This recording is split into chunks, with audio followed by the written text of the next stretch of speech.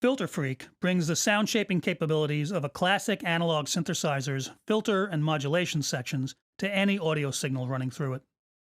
It's a multi-mode filter with a comprehensive set of modulation options, which can take on either an analog or digital quality when pushed into saturation.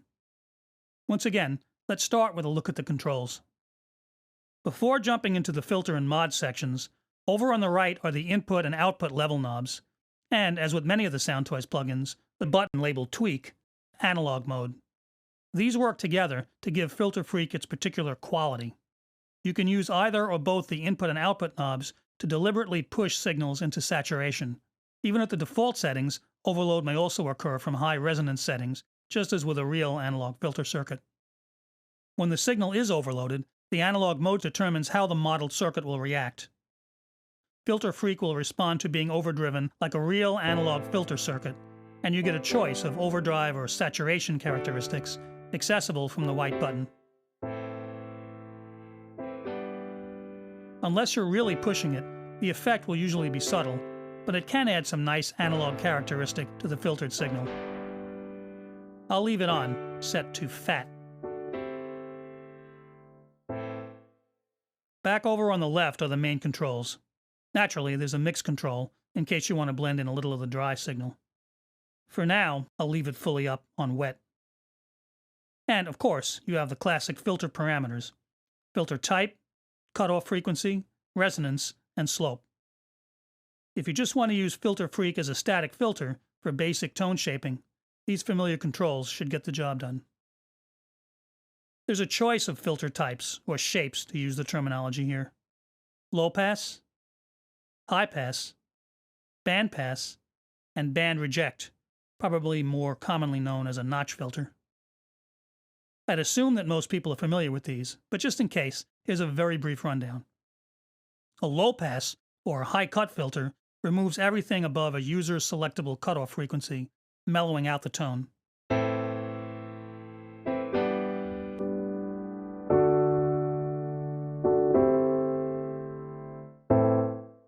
A high-pass, or low-cut filter, removes frequencies below the cutoff, thinning out the tone.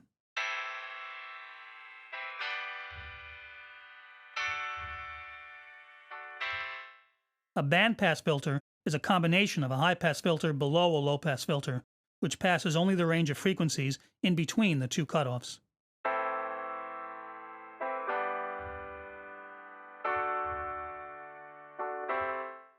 And a notch, or band reject filter, removes a narrow band of frequencies.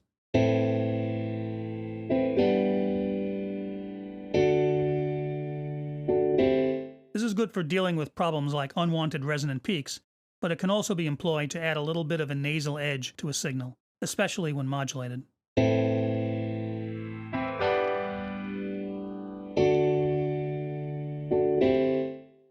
With any filter type, frequency sets the cutoff frequency beyond which filtering will occur.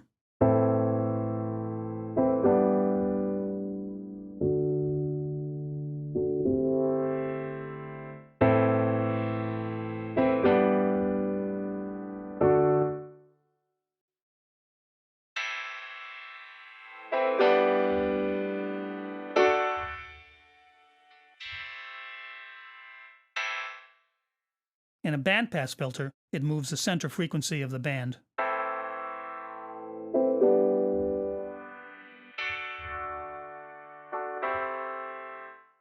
The filter's slope determines how aggressively frequencies above or below the cutoff will be attenuated or removed. Let's look at a low-pass shape. The filter's slope is measured in dB per octave. How many dB of gain reduction will gradually be applied to each octave, in this case above the cutoff. In the world of analog filter circuits, the simplest design is usually a single-stage circuit, which will attenuate at a rate of 6 dB per octave. So, if the cutoff is set to 1 kHz, 1000 Hz, with a single-stage filter, any audio at 2 kHz, an octave higher, will be reduced in level by 6 dB. At 4 kHz, 2 octaves higher than the cutoff, attenuation will be 12 dB, 6 dB plus 6 dB, and so on. With analog filter circuits, each 6 dB octave stage is called a pole, hence the label poles for Filter Freak's slope setting. Real analog filters typically range from 1-pole, 6 dB per octave, to 2-pole, 12 dB per octave, to 3 and 4-pole, 18 and 24 dB per octave respectively, with 2-pole and 4-pole being the most common in classic analog synths. For example, one of the things people love so much about the Minimoog synth is the sound of its 4-pole ladder-type low-pass filter. At the same cutoff setting, a filter with more poles will have a darker or fatter sound, which is often preferred by musicians and engineers. Soundtoys includes 2 and 4-pole slopes and adds 6 and 8-pole designs to that for some potentially really fat sounds.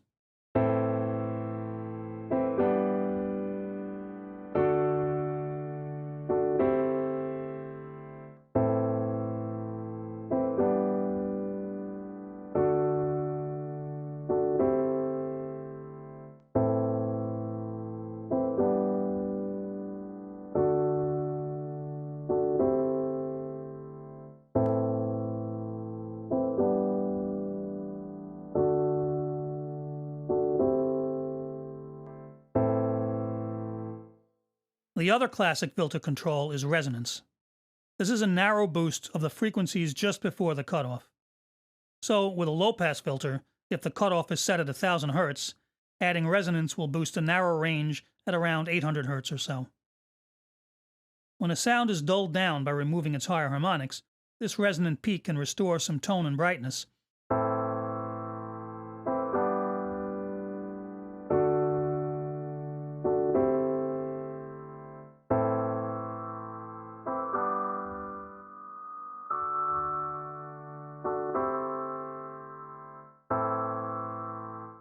But it's also the source of many of the classic analog filter effects, from synthesized filter sweeps to wah-wah pedals. Since the resonant peak is determined by the cutoff, when the cutoff is changed in real time, or modulated, the resonance band is swept for this familiar effect.